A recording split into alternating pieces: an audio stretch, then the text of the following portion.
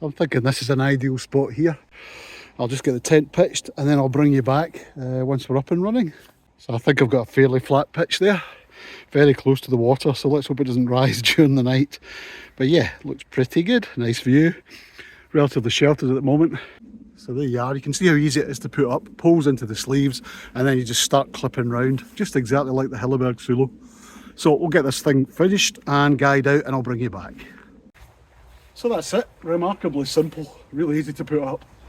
Quite impressed with it so far, I have to say actually, and it's nice when you get that feeling about a tent fairly early on. I have to disclose it was sent to me, but I'll certainly be impartial about what I actually do think of it, and this is really my excuse tonight, just to get more hours in it, see how comfortable it is to spend a long time, which is something that's very important in a winter tent when you've got long dark nights. Anyway, it looks absolutely bomber, it's really simplistic and intuitive to put up. There's a lot of guy lines involved, so it takes a wee bit of time just to put them all in, but yeah, simple as any really. Okay, let's decant some gear and get in.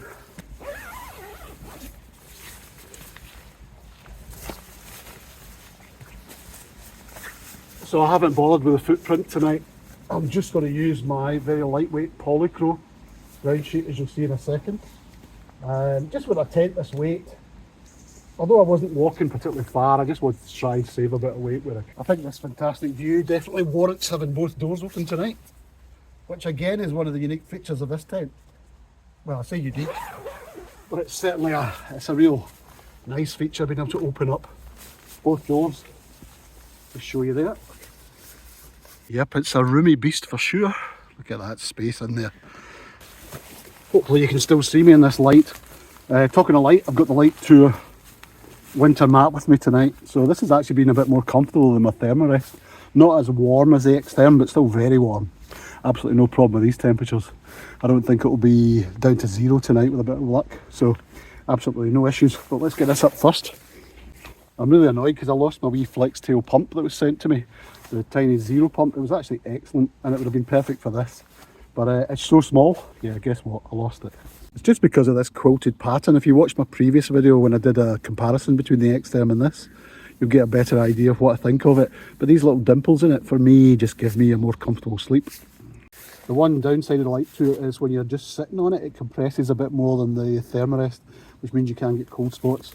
So I just cut an old yoga mat with a silver foil backing, and I'll use that as a wee seat mat, wee sit mat at the moment. So I've really hit it off with the weather so far. It was absolutely appalling earlier on, absolutely hammering it down with hefty rain showers and strong winds. But for whatever reason at the moment, it's nice and calm. I think it is the calm before the storm though. So we'll take advantage of this while we can, and we'll get cooking the dinner. Although there's plenty of room under cover here to cook. But I'm hoping I just keep both doors open. Let me swing you around, I'll show you the view. So there you go, I've got a really nice bay looking across to the east side of Loch Lomond and to Inchmurren Island. Gives you some clue as to where I am. This is the head torch I was given to try. I've already got an Olight, one very similar, but it's a much longer body on it. I'll put the name on the screen, I can't remember what it's called, but I've had it for years. Probably the best built torch I ever got, and that's why I've kept it. But when Olight reached out to me and said they wanted to send me the Perrin 2, I think this is called, I said, yeah, please send me it, because it's a lot more compact, very light and very small. And there's a couple of extra wee features on it in terms of it tells you how the battery's doing on the power button at the top. But yeah, just the lightness of it, I thought that really appeals. And the fact I can get it in orange means I don't, when I drop it, I don't lose it, which is what I do with the other Olight because it's black. The only concern is that battery compartment is so short, is just how much burn time you should get out of it. Yeah, and also bought this just for myself actually. I was looking for a far lighter alcohol burner, and I saw this on Etsy, I think it is, just one of these wee sole trader people, called a Des, what does that say, Descates. I presume Des used to make catapults and that's his name, and it's just one of those, it's got the mesh top in it, and then whatever that, I don't know what that material is underneath, fiberglass maybe, I'm not sure. It soaks up the alcohol, but it's way lighter than my Trangia burner. It does, I think, burn a bit slower, we'll see, but I don't really mind that. Alcohol I quite enjoy, just the weight, just taking my time. It's like cooking on an Aga versus cooking on gas rings. So if the rain stays off, I'll try and find a wee spot to have the log fire tonight without leaving any trace. I think it should be fine. There's plenty of stone about, so I'm sure we'll find something. Right, my wee home's made up. Everything's away. Got my food ready. Got my sleeping bag out lofting. Mat seems okay. The lie seems good, luckily enough. And the pegs I could just get in. They're very, very strong, so if you just batter them with stones, they go through most things. But yeah, so far so good. I'm very inspired with the tent. I really like it actually. I have to say, as some of you will know if you've followed my channel for a long time, I've probably had about 150 plus tents. But this is actually, I do like this, I have to say. This is making a lot of sense so far.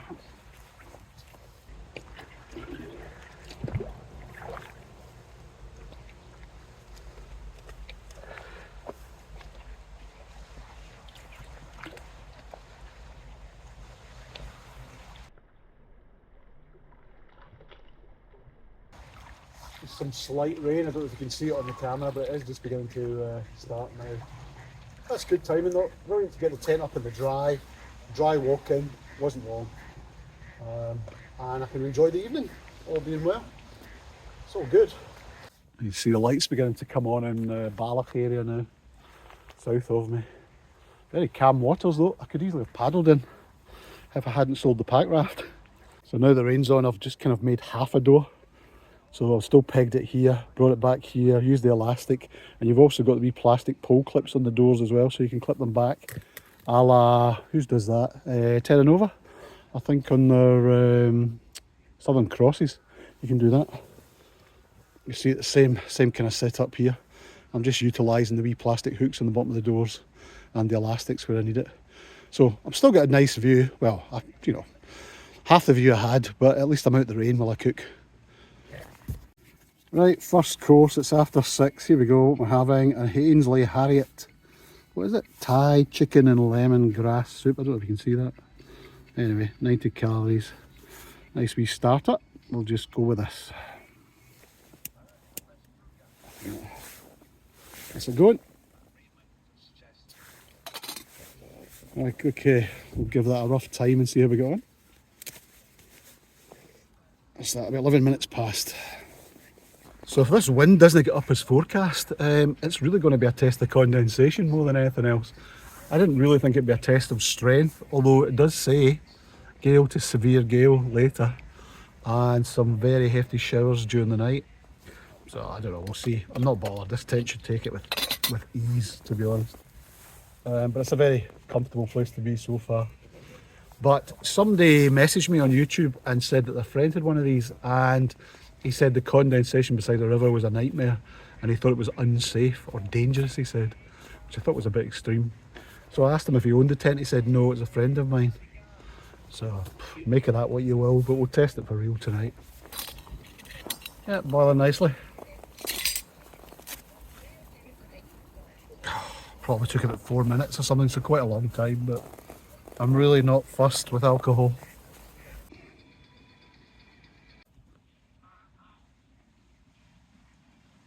Well, rain's on a bit more substantially now, but anyway, we're under cover even with the doors open, and it's time for my main course.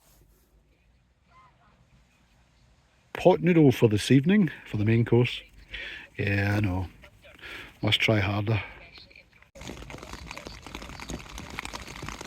So I've elected not to seam seal this, and I think that'll be one of the few tests that we'll get tonight, is whether it actually leaks, because the rain is beginning to come on now.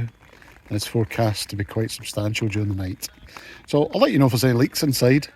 At the moment I don't spot anything untoward, but early days. I don't know if you can see it out there, but the moon is back out again and I can see the water. Wait, I'll kill my torch, head torch. I don't know if that's showing on screen. Probably the camera isn't sensitive enough, but I've actually got a really nice view out the door here.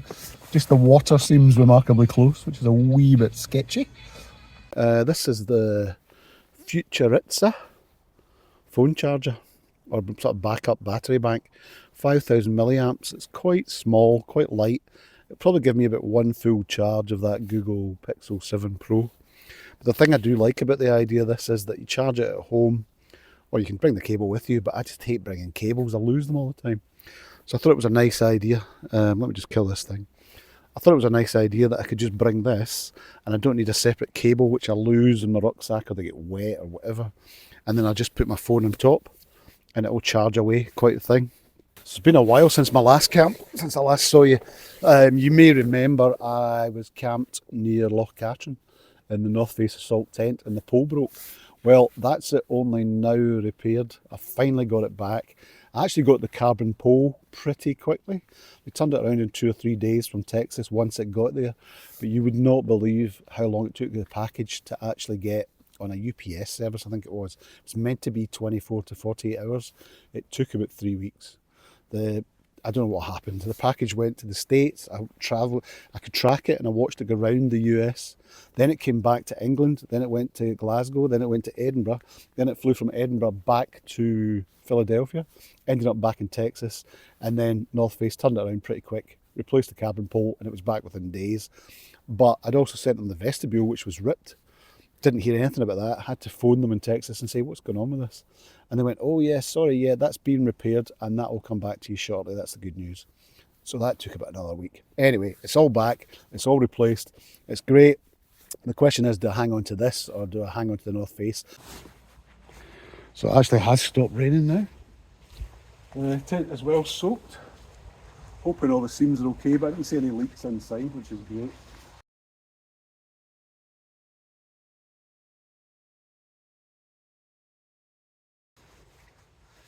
Cheers everyone.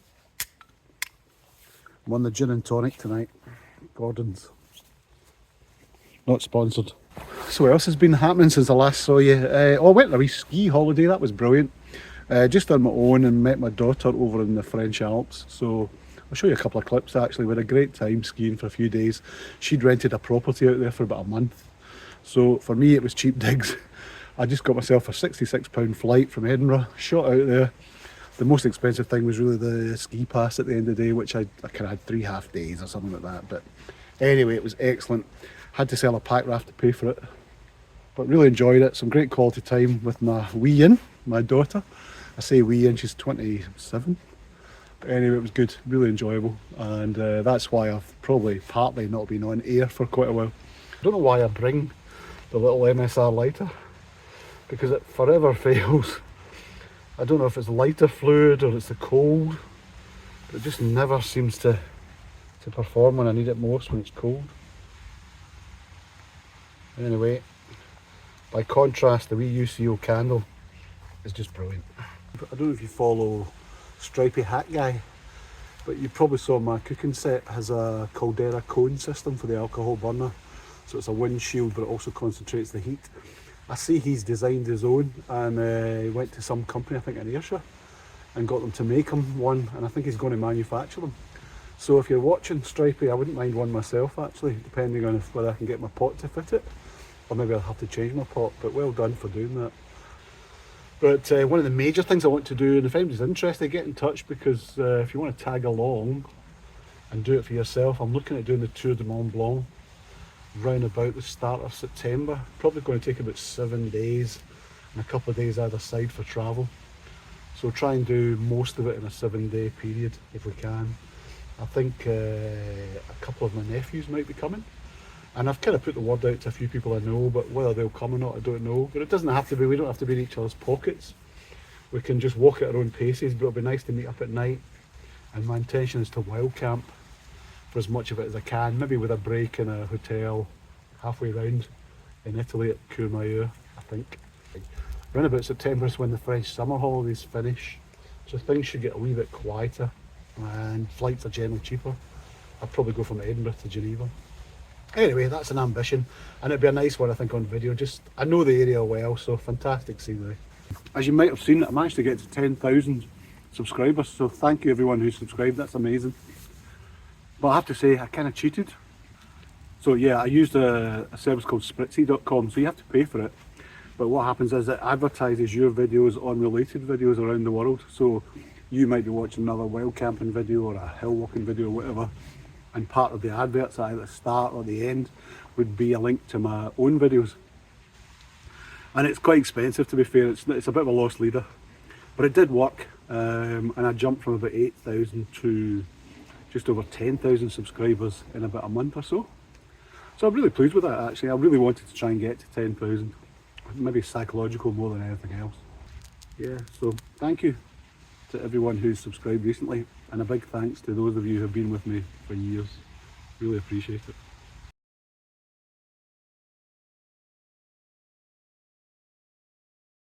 I wanted to raise a wee glass to Boardman Outdoors Jim.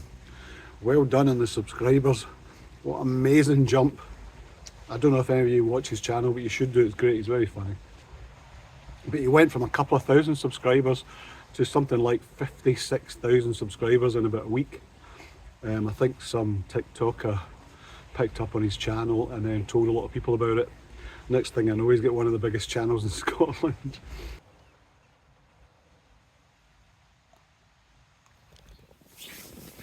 Okay folks, that's me back in the tent. I'm going to just get in my sleeping bag and go for an early night, so as I can get up early in the morning and head back to work. But yeah, everything gear wise, I think everything's worked out well tonight. The weather's not been a challenge in any sense. It's not one of those videos with a heavy rain and high winds, unfortunately, but it will be a good test of condensation and the leaking, I think, because I've been looking at the weather again and there's some hefty rain in the middle of the night. So I'll keep you posted on that one in the morning, but I'm just going to go and chill out, relax and just watch a bit of TV or video. Yeah, we're hoping over the next couple of years, you know, to actually create a space and build something a lot bigger than just... Good morning campers, 7 o'clock. Rain's on again. Comfortable night though, good sleep, nice and comfortable mat. You can hear the rain, it just rained on and off all night last night.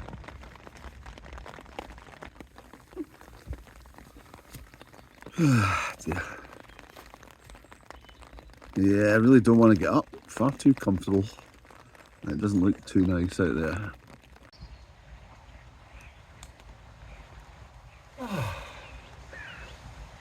Well, not a bad wee morning.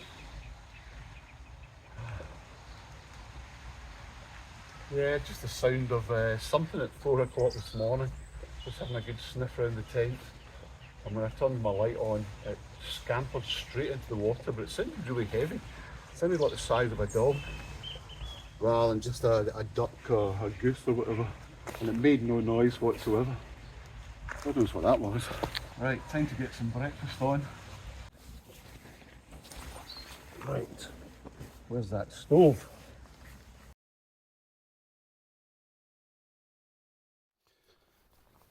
Okay, it's time to head back to work. Shake off the excess water off this. And it's time to decant and get moving. Yeah, work calls. But yeah, no leaks last night that I can tell. That was good. In fact, I think all my kit worked for once without any failures, which is pretty impressive. Normally something breaks, leaks, whatever. But yeah, last night everything worked perfectly.